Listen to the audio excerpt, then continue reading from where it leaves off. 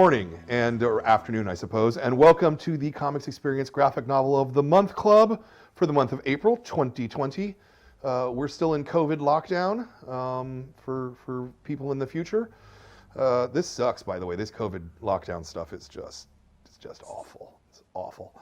But we can still read great comics. That's the great thing about being trapped at home. And this month's book, The Sunken Tower by TAIT Howard, is that great book. And we are so lucky to have TAIT here on video. Say hi, TAIT. Hey, how's it going, everybody? You froze. Your video froze up just at that moment, Oh, right when I geez. introduced you. Hi, everyone. There we go. We can see you now. Yeah, no, this was a great book, man. Thank you. And we're going to talk about it. But my first question is, and my first question always will be, why comics? Of all of the things you could do with your life, what is it about comics that made you go, oh yeah, I love this so much? Yeah, totally. So I got into comics when I was probably in middle school. Like I'd read, newspaper strips mostly, and like Archie or Sonic comics, whatever was at the grocery store.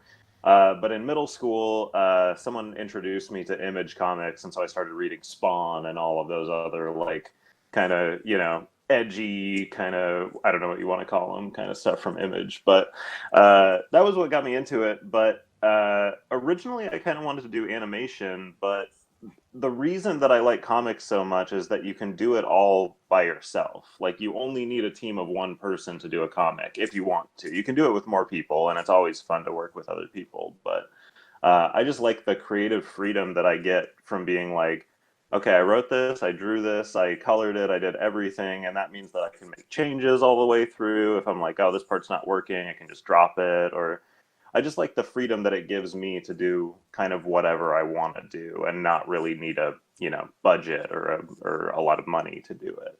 Yeah. I love that answer. That's a perfect answer. Yeah. You went straight from Archie to Spawn. Yeah. That seems Yeah, like a pretty pretty much. big jump. It really is, yeah. Yeah, Yeah. I mean, Calvin and Hobbes, I think, was probably the biggest thing that I read when I was younger. I've always liked Calvin and Hobbes, but The Far Side also. I was definitely more of a newspaper comics kid, but it was like when we were at the grocery store, if I saw a comic at the checkout, I'd be like, "Mom, give me this comic. I want comics." Yeah. Yeah. Did you go to school at all to study comics? I did, yeah. I went to the Savannah College of Art and Design. I did a 4-year degree there, and graduated in 2011. So I've been out for like, what is it, 9 years now? Yeah, Wow, that's wow. crazy to think about. But yeah, I went there for comics specifically. They have a program called Sequential Art, which is both comics and storyboarding for TV or movies or animation or whatever. And it's definitely more focused on the comic side of stuff. So that's kind of where I got my start because, a lot of the people who are now editors that I work with or whatever are people that I graduated with from school there. Yeah. That makes a lot of Yeah. sense. So you knew that you wanted to make comics, at a pretty young age. I mean, at Totally. 18 years old, you're picking your college, and you're Yeah, definitely. Yeah, actually, so now that I'm thinking about it, I think the first comics that I ever drew myself were some Kirby, the Nintendo character Kirby, like fan comics that I made when I was in grade school. And I would make them and photocopy them and then sell them to my relatives and to other classmates and stuff like that. So, wow, you were like an entrepreneur at a young age. That's yeah, fantastic. totally. That's Yeah. fantastic. Yeah, no, anybody can make and sell a comic. That's one of the things that's great Exactly. about it. That's yeah, exactly what I was talking about. That's part of why I love it so much. And that part of it definitely came later when I realized like, oh, like, this isn't something that you can only do when you're a kid. You can do this all the time. People will always want to buy little books from you or whatever. Yeah. Did you continue to self-publish little comics and zines and things like that as you got older, or was that just a little phase? Yeah, so I did that when I was younger, and then probably when I was in my late teens is when I started doing it again. So Okay. I was doing it in grade school, in first and second grade, I think, and then for probably like 5 or 6 years, I didn't do it as much. Just wasn't something that I was as interested in. Yeah, but nothing like into your college years. No, so actually, into college, yeah, part of the cool thing about going to school for comics was it introduced me to a really wide range of comics. Like when I went in, comics was like, okay, there's, some smaller places that publish like, stuff like the Sunken Tower. But really, I thought of comics as like, okay, there's Marvel and DC and Image, and that's Right. kind of my idea of it. But going to school for it really introduced me to a lot of I learned about really good manga. I discovered a lot of manga that I like. I discovered Hmm. a ton of indie comics, and I think the biggest thing was I discovered kind of indie zine type comics, or I guess rediscovered them or whatever. Um, but so I had tons and tons of friends at school who were all making their own little mini comics and things like that. So I started doing it too. Uh, and I think the first when I first started really getting work, it was because I was sending out some of those minis that I had made to publishers and things like that. Hmm. Hmm. Um, before we go much further, I just want to remind any of the kids on the stream, if you have a question, you can ask it there in chat, and Jordan will pass it to me, and I'll ask it on the air for you. So, anytime during this, feel free to ask questions for Tate. We'll get to those in a bit. Um, so, Tate, where did the Sunken Tower come from? So, um, part of it, I think the kind of genesis for the idea came when I was rewatching the Lord of the Rings trilogy, which Mm. is, a classic, obviously, and was kind of thinking about how so much fantasy, or at least the fantasy that I was really familiar with, was all really like Tolkien kind of fantasy. It was all like dragons and swords and sorcery and orcs and trolls and those kind of tropes that you associate with fantasy when you hear that word. And I wanted to do something that was fantasy. I was watching that movie and thinking, okay, this is really cool. I love fantasy, but I like sci-fi more. And why is it that I like sci-fi more? And I realized it's because sci-fi just feels like it has more kind of unlimited possibilities for what can be happening in it. Hmm. And I realized that fantasy can do that too. You can also do whatever you want in a fantasy story as long as you're willing to kind of break out of those conventions of like, oh, these are the kind of creatures that live in a fantasy world. Like these are the kind of things that happen in a fantasy world. So I wanted to do something that was both I don't know, not ideologically, but just sort of based on I guess what I'm trying to say is I wanted to do something that was fantasy, but just like different and whatever I wanted to do in fantasy. And a huge inspiration for it was definitely like Bone or like Jeff Smith stuff, just because that's another one where it's like it's fantasy definitely, but there's rat creatures and there's like the bones, the weird little like simple cartoony characters and stuff like that. So I wanted to make something that was a fantasy, but that was like very weird and out there and fun, and that wouldn't be instantly recognizable as like, oh, this is like this kind of fantasy universe. Nice. Yeah, Nice. That's a big long answer. Wow. Um, yeah, did you? I'm just out of curiosity. Have you ever played like D&D things like that? yeah. I have actually. I actually started playing after I had already finished writing this book. Oh, interesting. I have a group of friends that plays down in Portland.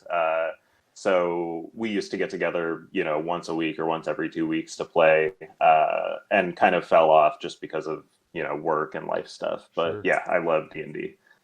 Oh, that's cool. That's very cool. Yeah. Um, did so. what was the process of sort of conceiving and pitching the Sunken Tower? I mean, you've spoken about where your motivation for doing the book came from, but maybe tell us a little bit about sort of the mechanical side of Sure. Trying to build a whole world and pitch it and that side. Right, totally. So Sunken Tower was kind of an interesting process because it was actually originally published by a company called Stila, who does digital only comics. Interesting. It's a phone and iPad app primarily. I think it may be online now, but I'm not sure.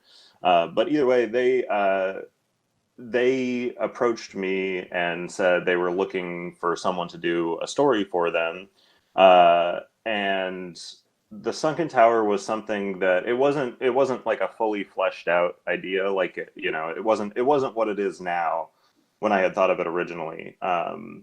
But they had basically said, hey, we like your work and we're interested in working with you. Do you have anything you want to pitch to us? So I said, yeah, let me think about what ideas I have right now that are that I want to pitch or that I want to turn into a pitch. And originally, the Sunken Tower was going to be about, it was going to focus almost entirely just on Dig, not on the two other main characters, Yana and Krina. And he was going to be kind of this like soldier, not like a soldier, but someone who would be part of the kind of retinue of an army. And he would be trapped alone in this kind of war-torn city, and it would be about him kind of navigating this war-torn city. And then it slowly turned into an idea to I thought, okay, what's a cool genre that I could like kind of mash up with the fantasy genre? And I thought like a prison break story would be really cool to do in a fantasy universe. Mm-hmm. So I pitched that, and they really liked it, and it kind of went from there.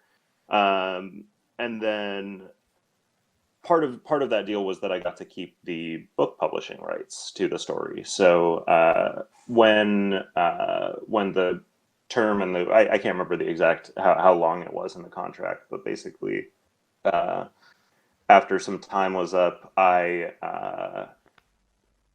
took it to Oni and said, hey, I want to do this, but I want to add a whole bunch to the story. I want to redraw a lot of stuff. I want to so basically the book version of it is a sort of redrawn version of the digital one that came out initially. Interesting. Wow, I didn't know the whole digital part at all. That's yeah, really yeah. What when was that? So that was I believe 2014 or 15 was when it came out originally. Yeah.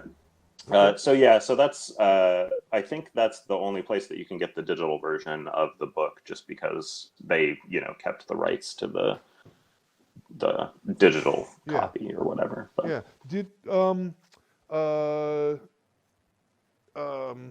I going to say?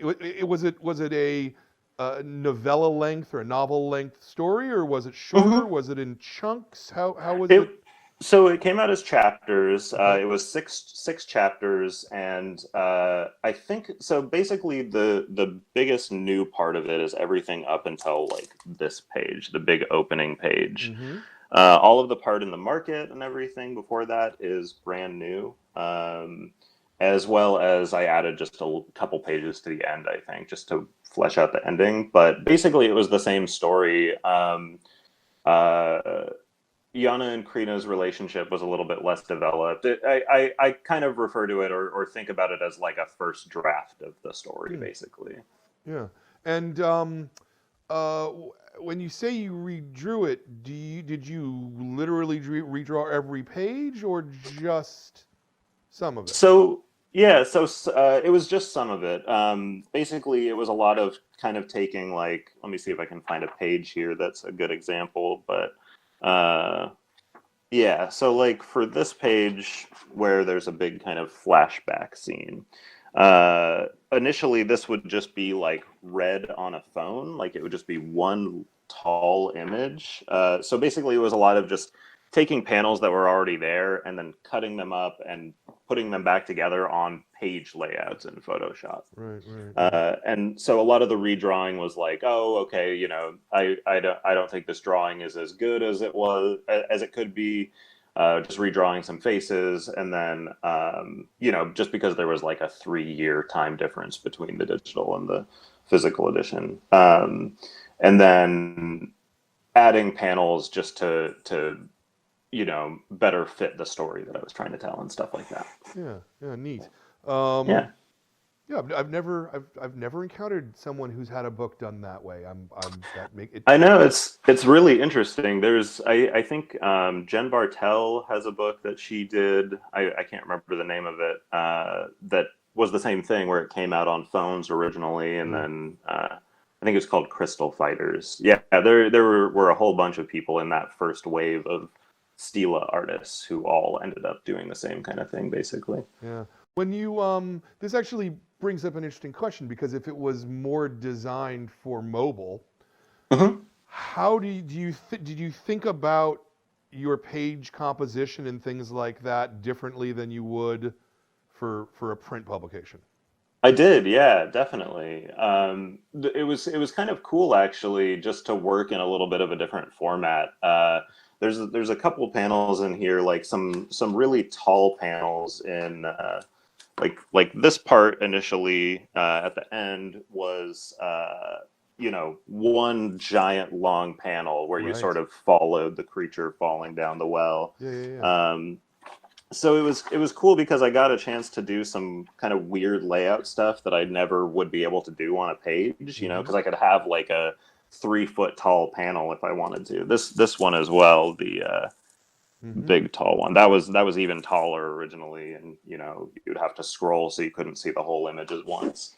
So yeah, it was definitely a very different you know, process, writing and drawing for that kind of format, and also, you know, thinking about like, okay, people are going to read this on the phone, so I can't have like 4 panels next to each other because then each panel will be like that big, you know. Yeah. When you were, I don't know if readapting it might be the right Hmm. word, Yeah, I feel like for the that's right. print Yeah. page. Were there any particular challenges to, you know, pacing and you know, because a lot of comics are about rhythm, you know, about the beat Oh, of the totally. page, right? Yeah. And Hmm. so moving it from one to another, how was that a hard process, an easy process? I don't know. It was, I would say, a pretty easy process. I feel like because my strategy was to kind of, I went through the whole thing as it was digitally, or as it was written and drawn and originally, and kind of went through and went, okay, like what jokes in here can be kind of stretched out, or not stretched out, but what jokes can be made to work better if I put it on a page and Mm-hmm. stuff like that. Mm-hmm.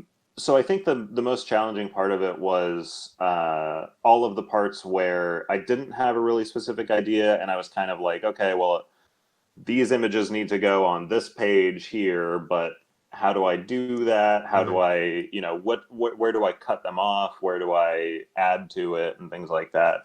So it was kind of a mixed bag. It was a really fun process actually, just because it was kind of, you know, totally new and unique, not something that I'm normally doing when I make comics. Yeah, So absolutely, yeah, absolutely.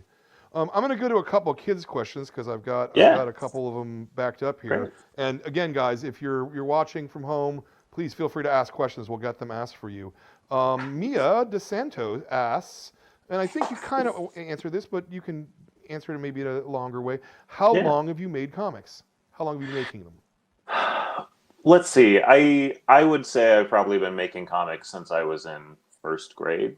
Wow. That's probably where I would consider my start in comics. You know, when I wasn't making mini comics and things like that, I was definitely drawing a lot of just like single panel doodle comics and things like that in the margins of all my notes at school. And you know, I have been into comics for as long as I can remember, and I've probably been making comics since I was 5 or 6. How many of those early comics do you have, do you think? I'm pretty sure that my parents have saved all of them. Oh, I'm nice. I'm Okay. pretty sure there's a box in the basement somewhere that just has all of those old Kirby comics that I did and things like that. You're not curious to look at them? No, I think the last time that I went through that box was like 2 or 3 years ago Oh, when my okay. parents were getting rid of some stuff. So I've seen them recently, just not super recently. Very good. Yeah. Let's see. Axel has a question, which maybe is not for you specifically. Maybe it's for both of us. But what is the difference between comic books and graphic novels? Hmm. Do you have an answer for that? I think that I mean, kind of traditionally or in general, I would think of a comic book as like a floppy, a little 20 to 30 page thing, and then a graphic novel would be like a longer collection, or something like the Sunken Tower, where it's one self-contained story all in one. But I actually think the term is changeable. I don't think there's like a hard rule about what's a comic and what's a graphic novel. I think it's kind of a matter of what you want to call it. Exactly. I would agree with that. I mean, comics are comics. Yeah. Comic book and graphic novel are formats more than Right. talking about the thing, comics. Totally. Just Yeah. in the same way that some people talk about manga separately, but manga is Yeah. literally Yeah. just the Japanese word for comics. Right. Exactly. Totally.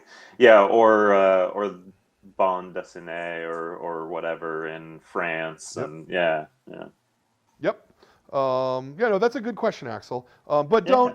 don't worry about it too much. There's not really a big difference about them. People will know what you're talking You about. know what it really is, Axel? It's that in the '80s, people were really worried that comics were only for children, if you can believe this. It seems so silly to say these things out loud now, but the comic book industry was like, we want to be serious adults, and we want things to be really serious, and comics aren't for kids. And so certain people who wanted to kind of make that their thing said, we're going to call them graphic novels because it makes them sound fancier. And that's really the actual answer. There is no difference. It's just adults trying to make themselves feel fancy. Adults do a lot of silly things. Let's see. I got an email from Enzo Mitchell. He has 2 questions for you today. All right. Number one is how did you design the clothes for each character? Oh, that's a really cool question. So part of it was when I was in art school, one of the things that they taught us about character design was to give people a really unique silhouette. If a character has a really unique silhouette, it's a lot more recognizable than one that doesn't. Like, think about, Batman as an instantly recognizable silhouette just because of those 2 little things on his head, or Bart Simpson is because he's got a bunch of little things on his head, or any of the Simpsons really. So part of it was I like to keep clothing and character design pretty simple, just because if I'm going to sit there and draw the same character 150 or 300 times in a book, it's a lot more fun for me if it's something simple and graphic, and because that's what I really enjoy drawing, at least for people, is I like cartooning and stuff. But so part of the reason that I chose those clothes was because each of them gives them a little bit of a silhouette. I guess Krina here doesn't have quite as much of a silhouette, but even just those little kind of like arm flare things on her shoulders, tried to give her just a little bit of a thing. So part of it was making them all different sizes. So Dig's really small, medium, large. And then part of it was, wanting to give them a good silhouette. So Dig has the little hat, he's got the bag and the kind of puffy pants. Yana has the kind of shoulder, the I don't know what that is, like fur or whatever kind of lining and stuff. So yeah, that's most of the reasoning behind it. But I also wanted to make them in clothes that weren't like super time period specific. I wanted to make them a little bit more like I feel like that's more of like a 60s kind of dress almost. I don't know. I just wanted to kind of give them each their own unique character that you could tell a little bit just who they were from looking at them. Yeah, that's good. I'm gonna follow up on that question Yeah. myself. How about the monsters? Well, they're not monsters, I guess, but The but the cultists. denizens of the tower. Yeah, yeah, totally. So that was, I mean, the clothing for them was actually sort of a callback, or not really a callback, but for my own enjoyment. When I was really young, I used to draw these scenes where I would draw like a bunch of cultists and monsters and like wizards all fighting each other and stuff. Really, really simple little kind of stick figure things. And so little red hooded cultists were like my favorite thing to draw on those. So I've always really liked just the super simple robe with like a big red hood that sticks way, way out in the back. Uh, and I didn't want to make all of the monsters look the same. I didn't want to have all the cultists look like they were from the same place or from the same kind of culture or whatever. I wanted it to feel more like kind of loose grouping of like weird little monsters and freaks or whatever who all decided like, all right, well, I guess I'm going down into this cave to summon this like monster thing or whatever. Uh, so yeah, just kind of to keep it fun for myself also. Just having a bunch of goofy, weird, little cute monsters. Did you make model sheets for each one of the cult members? I didn't actually. A lot of them were kind of just made up on the spot as I was drawing it. I actually don't do a ton of pre-planning in my drawings or for my comics. I a lot of the time will do some of the monster designs just on the page as I'm drawing, just because that's kind of how I keep it fun.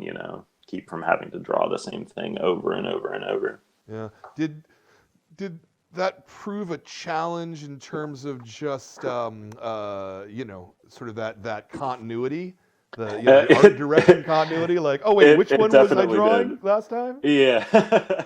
Yeah, it really did because each monster also has a different weapon. Yes. So there was a lot of going back through and just like opening up old pages just to see which monster had what weapon or which Right. monster had what designs on his cloak or whatever. So yeah, I think there's at least one place in the book where one monster switches weapons with another for a panel or two. Right, right, right. Did Yeah. you was there any particular thought between which monster had which weapon, or was it just kind of what it felt fun to draw? A little bit of mostly just what felt fun to draw. I wanted all the weapons to look very beat up and dirty. Like these aren't, highly trained people. These are like just dudes who grabbed whatever they could find on the floor of this cave, and that's what they're using as weapons. Yeah, yeah. Very good. Enzo's second question. This will be a much shorter. Well, probably will be a much shorter answer. Yeah. Enzo asks, "Will there be another book?" I hope so. So I haven't talked to Oni about it specifically yet. The release has been a little bit weird just because it came out basically right when all of this COVID stuff started. Right. I was actually supposed to debut it at Emerald City Comic Con. I think a week or two after everything started. So Emerald City Comic Con was canceled and all Yep. that. But if I do get to do a sequel, I have lots of ideas. I know, I'd like it to pick up right where it leaves off, kind of, or shortly after. So the next book would take place all in Cooktown, if that's, something that gets to happen. And I have lots of ideas for what I want to do with, the characters. There's going to be a lot more backstory for Iana and Krina in the next one as well. Oh, nice. Yeah, this is if you were here. The original plan, of course, is that you were going to be here. We even bought plane Right, tickets. exactly. And this is the point where I would ask the kids in the room, so guys, you want another book? And they'd all go, yeah, and they'd all really freak out, and it would be great. So just pretend that that's happening right now, because I'm sure they're all saying that at home. They're all like screaming and yelling and going, yeah, I want more too. That's great, yeah. Yeah, totally. A couple of people asked on the list, like, will there be a sequel already? So. Okay, yeah, very good. Yeah, no, I think Sarah Grayley's comment on the back, the pull quote is full of action-packed hijinks. I mean, yes, that's what this book is, and I want to see more action-packed hijinks. Yeah, boy, totally. do I want to see more. I loved this. I thought this was just so much fun. Yeah, it's interesting. Part of the reason I called it kind of a second draft or like the final draft of the story I was laying out in the digital version is when I was doing the version for Stila originally. My editor there said, I had just started drawing the book, and he was like, "Yeah, let's get you on for a second one. I want to do another one of these. I like this already." And the company kind of, a little bit. So, is my connection? Oh, okay. I'm still here. I just had a little bit of lag. Yeah, a little bit of lag. Sorry, what was I saying? I was saying second book. Yeah. Basically, so when I was writing the first and drawing the first book, I had all these ideas. I was like, oh, this is so great. I know exactly what I'm going to do for number 2 and all that.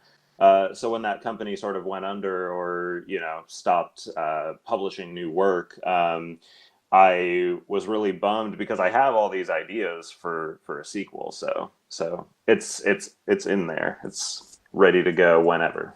Yeah, cool. Here's just an odd technical question on that.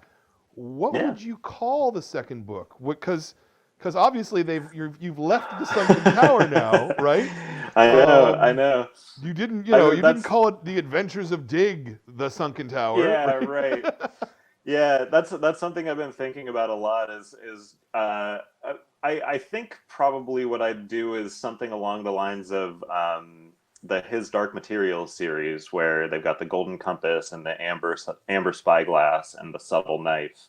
Have it be something where each title is the name of a location or a special location that they visit.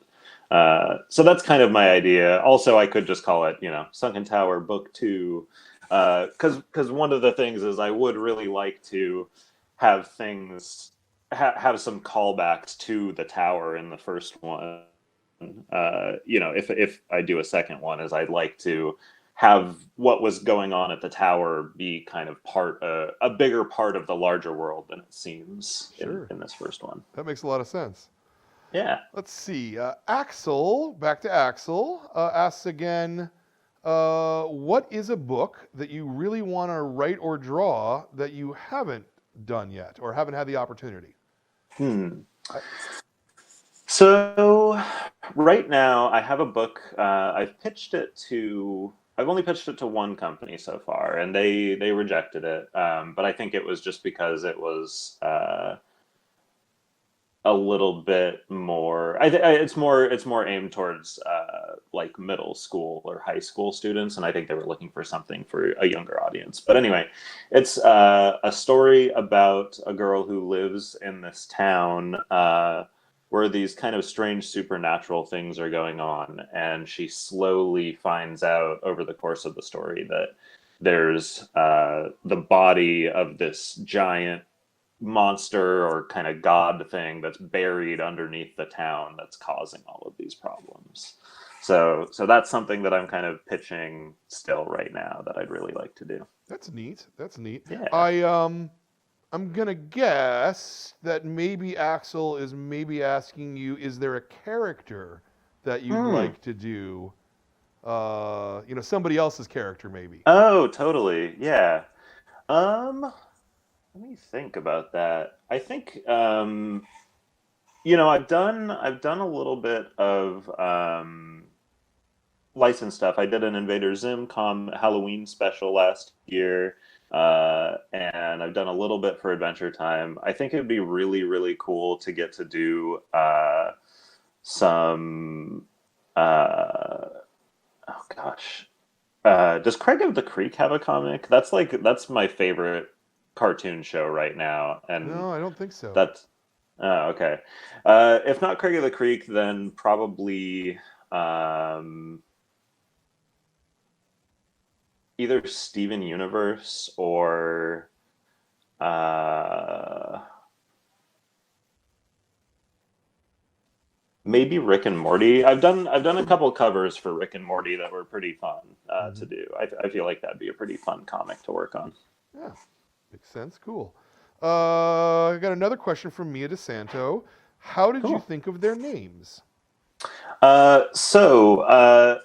Dig is named Digby just because I think Digby is a really funny name, but also because it ties in a little bit with, he's trying to get out from underground or whatever. I thought that was kind of fun. And then Iana and Krina, I wanted to come up with some names that sounded real or, kind of grounded in reality, but that were also a little bit kind of fantastical or a little bit weirder. So I looked through or I guess not weirder, just more. Oh, geez, sorry. More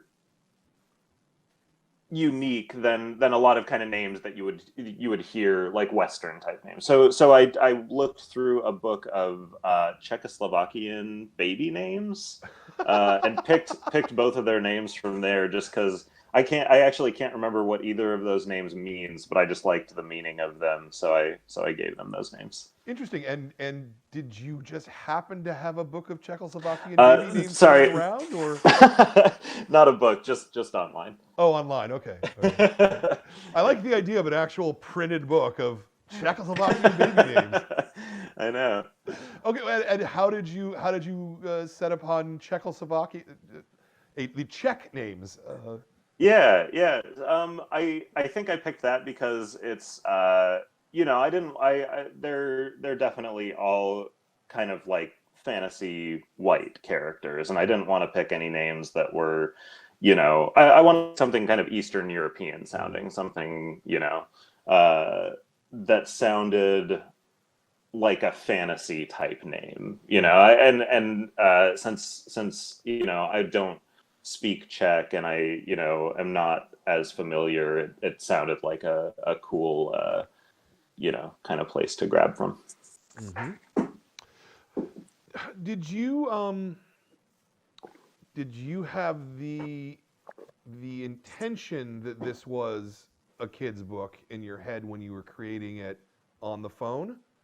Did they, or did the publisher want that specifically? No, actually, originally, I didn't have any specific idea that, oh, this is going to be a kid's story, or, oh, this is going to be, this is going to be for this age group. They were very open to letting me do kind of whatever I wanted. That one of the cool things about working for that company was, I had a great editor. My editor, Caleb, was very, very open to just letting me do what I wanted to do. He was like, yeah, your ideas are good. Let's just, give you kind of free reign to do whatever you want.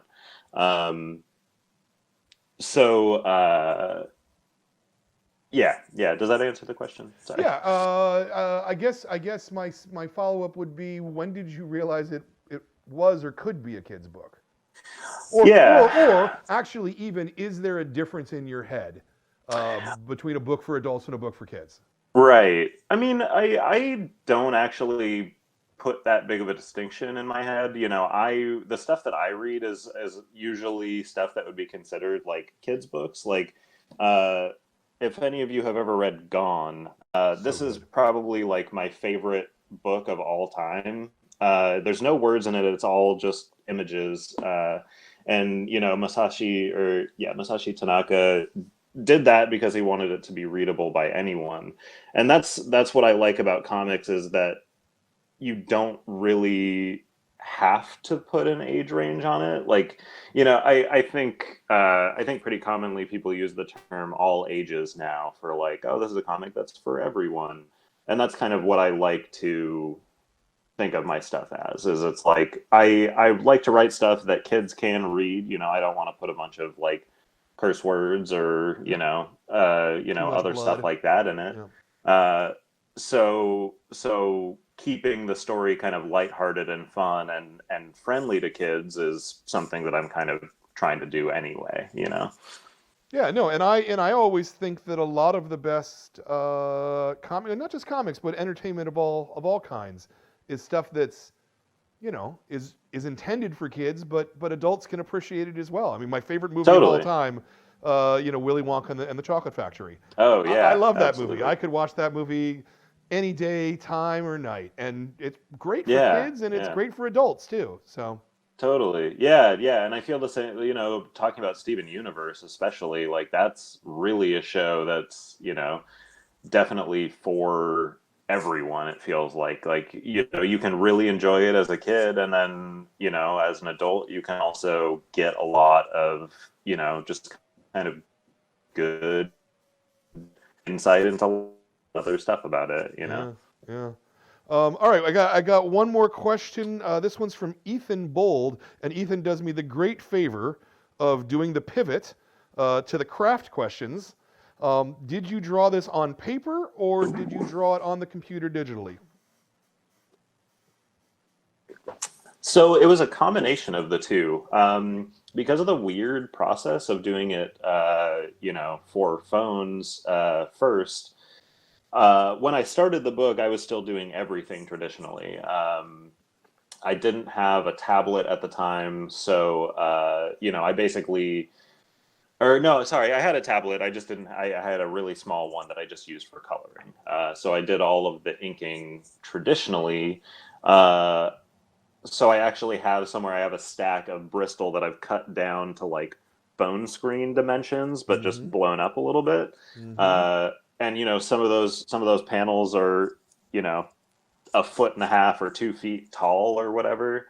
Um, but basically what I did was penciled and inked it traditionally, just on some kind of weird sized paper, scanned that in, colored it digitally, and then when I transferred it over into book form, I basically took the entire thing. I opened up every page of it in Photoshop, uh, grabbed what I needed off the page, off of, just a flat image file, and dragged it into another document to, move, so I can move panels around and see how everything fit together. So it was a really a big combination of both. All of the redrawing and stuff that I did for this version was all done digitally. So any facial expressions I changed, or any time I needed to lengthen a panel just by a little bit so that it would fit on the page better, I would just basically just be drawing right on top of the fully colored finished art. Mm-hmm. Mm-hmm. Yeah. What's your preferred way to work, I guess? Physical or I digital? I prefer traditional. I really, really like the feeling of just putting pen or paint or whatever on paper, and also just having a physical object when I'm done is really nice. I like having a page that's there that I can hang up on my wall or sell or whatever. Yeah. But I basically do all of my comics work digitally, just for speed's sake. Right. I think it took me probably twice as long as it would have taken to draw the Sunken Tower originally if I had because I did it traditionally, it took me twice as long as if I had done it digitally. So the last two books that I did that are not out yet, those were both 100% digital. Interesting. Yeah. Ethan's second question is, what is your favorite brand of pen or marker, or the app that you use? Yeah. Or both, even. Oh yeah. So I really like. I use a lot of Micron pens. Those are kind of my go-to because they're super cheap. You can grab a handful of them for under $10, and I do enjoy inking with a brush. I use a Winsor Newton. #2 round. I like brush a lot because you get kind of it's just really fun to work with, and I do a lot of painting too. So I would say, I mean, ideally, if I could paint every single one of my comics, if I could just do full watercolor, I would. But no one has time for that. So I do most of my stuff with brush or just with pen when I'm doing traditional inking type stuff, and then when I'm doing digital stuff, I just use Photoshop and do it all. Yeah. Do it all just with a basic round brush in Photoshop. Very good. The lettering is a font, yes? It's not your hand. It's not a font based on your handwriting. It's not. And Aditya Bidikar did the lettering for this, and he did a great job. I did pretty much all of the like hand drawn sound effects are mine, and then any of the lettering, and there's a couple sound effects that he put in there as well. So yeah, lettering is fun to do. It's just really time consuming. Yeah. Like, that's I would say probably like a month of each project is just sitting there and drawing panel borders and putting in lettering. So having a letterer on this book was really great, just to not have to do that. Yeah, sure. What else? I actually think we asked most of the process stuff. Oh, I know. How about let's talk about your when you're starting a book and you've got a blank page. Are you writing a script out? Are you thumbnailing it directly? Are you doing it kind of just here's some plot points? Are you just drawing and seeing what happens? Yes to all of those. Yay, okay, that's the best I answer. basically, yeah, it's a big combination of all of that.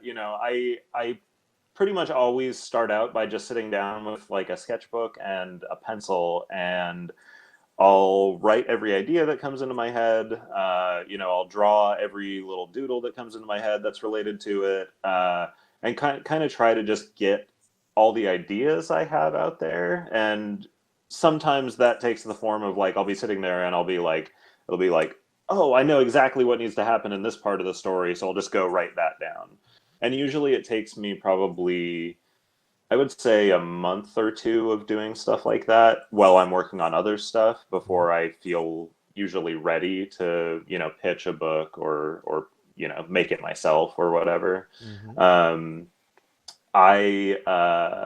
I do my thumbnailing kind of at the same time as my writing. So, I'll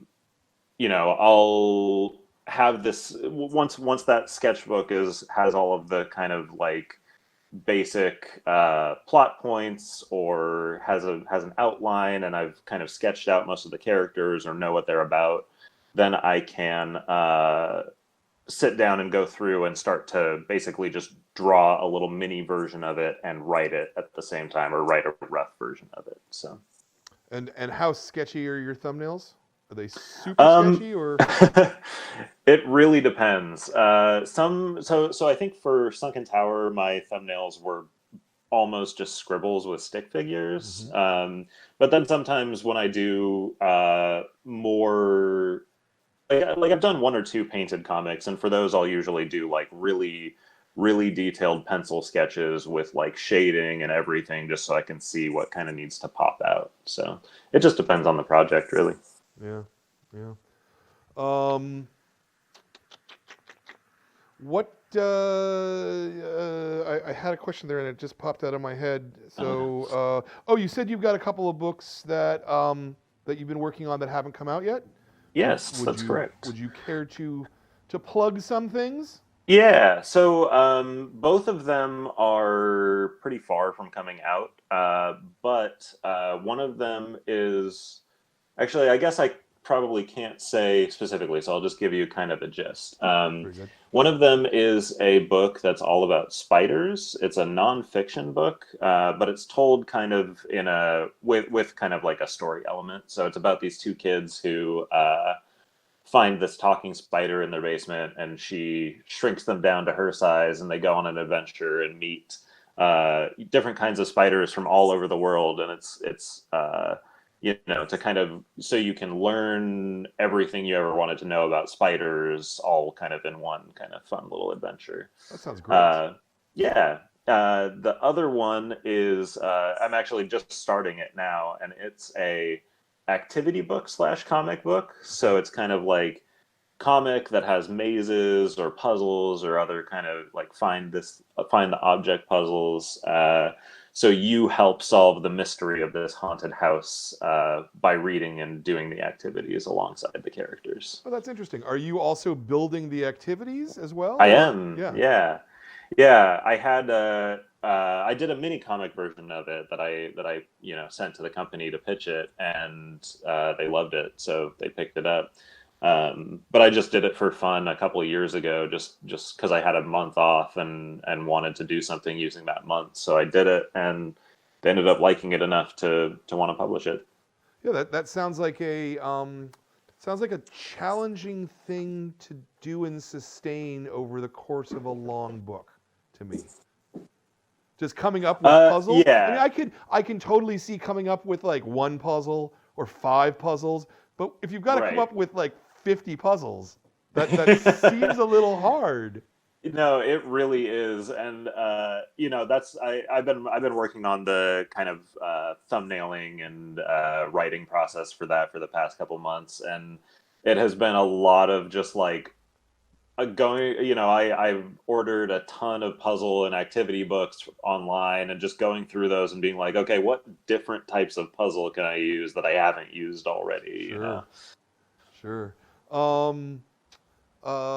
Is there anything that you're doing where you're collaborating with other people? So there's a project in the works right now that I may or may not be doing, where there's a different writer on it. I don't think I can say anything about that yet, since there's not even like a contract. No, I understand. I was actually just sort of curious about the differences between working with someone else to collaborate and being a cartoonist yourself. Totally. Yeah. I have worked with other people before. I worked with Kevin Panetta, who's an artist, or who's a writer who's in the DC area. He and I did a little comic a while ago together. Actually, for that Invader Zim issue that I mentioned earlier, that was a pretty interesting collaboration. Me and my really close friend Matt C. Lee. He has a book from Oni called Dead Weight. He and I decided that we wanted to do this Zim issue together, and we wanted to do it kind of in a unique way. So we wrote it together, and then I did all of the backgrounds in it, and he drew all the characters in it. So that was kind of an interesting collaboration, kind of outside the traditional way that you collaborate on comics. But normally, I think I prefer to work alone, just because I really like the kind of freedom of doing whatever I want, and being able to make changes up until kind of the last minute, just in terms of script, like, oh, this doesn't fit on the page the way I thought it would, or whatever. Sure. That's something that I really value a lot too. So yeah, I can see that. All right, a couple of last questions from the kids that I get in email. From Enzo again. The humor is so good in this book. What was the inspiration for your humor? I think I mentioned Bone earlier. That's definitely a big part of it. I really like just kind of goofy, fun humor. That's like, it's fun for me to write, because then I just get to laugh at my own jokes for like, months afterwards as I'm drawing it. So I really like writing humor that's just kind of like goofy and silly and fun, because it makes it more fun for me to draw it, Makes sense to me. Me. I think, do we have anything else on the, no? Okay. So I think that I will end this with this question then. Yeah. There's kids out there who are maybe interested in being comic artists themselves. There's probably adults watching this at some point who want to be comics artists. What would be the sort of one piece of advice that you would give someone who wants to do comics to be successful at doing comics? It's gonna sound like really obvious advice, but make a lot of comics. Comics are crazy in terms of in terms of the amount that you can learn just by drawing one comic. I don't think there's any other art form that will teach you as much as comics will if you just draw one yourself. You have to know how to do pacing. You have to know how to lay things out. You have to be able to make the characters act. You have to be able to design clothes. You have to be able to draw everything. I mean, you don't have to be able to draw everything. That's actually probably like one of the least important skills in drawing comics is the ability to draw really well. So you don't have to be like a crazy good artist, or you can just be starting out and you can make your own comics and they can be really good. You know, it's an art form that that gives you essentially total creative freedom, and you get to tell a story, you know, by yourself if you want to. So doing it will teach you a lot about drawing, a lot about how to make good comics. And it also, you know, I think part of what I like about comics so much is the community. There's just so many people that are out there who just love comics because they're fun to read, they're fun to draw, whatever. And making your own comics instantly just puts you in that community. Like if you make comics, you're part of the comics community. If you read comics, you're part of the comics community. And so I think just making comics, if you want to make comics, just make some. Don't worry about whether it's super good or whether the art looks the way you want it to or whatever. Just make one. When it's done, give it to people or sell it to people or do whatever you want, or don't show it to anyone if you don't want to. And then just make another one, because every single time you draw one, you will get way better at drawing, and you'll get way better at drawing comics. So, I love that answer. That is a perfect answer. Thank you so much for that. Yeah. And thank you for this book. I mean, I really enjoyed it. You know, I haven't seen any of the kids because we're all locked down, Yeah. but I'm pretty sure the kids all love this one too, because it was just Good. fun and funny and action-packed, and there's all kinds of zany stuff going on, and we for sure want to see more of this. I want to really thank you for your time here. Thank you so much for having me. Yeah, absolutely. Yeah. Don't go away. Stick around. We got something else for you after we end the broadcast. But for the kids at home, or the people at home, actually, the kids in the club have the book. If you are not a member of the club and you want something that's zany and action-packed and a great fantasy story, and it's got all kinds of cool monsters in it, and like lots of action, and it's a great fun book. I thoroughly recommend The Sunken Tower. This is a book that you should buy. You can get it at our web store, blah, blah, blah. Get it at any comic shop. Comics are awesome. Next month's book is When Stars Are Scattered by Victoria Jameson and Omar Muhammad. And we will have both of them here to talk to us. Well, at least I hope we're going to have both of them here. Omar's wife is very pregnant and is due just about the time that we're going to have the meeting. So we'll see if that works out or not. But this is a great book, and I think everyone's going to enjoy that. So we'll see you next month with more. I want to thank our sponsors at The Beat. I want to thank Jordan Willix for doing our great tech support and running the show. I want to thank Tate Howard for being here and making a great comic. And I want to thank all you kids out there for reading comics and loving comics and just comics. Yeah, comics. We'll see y'all next month.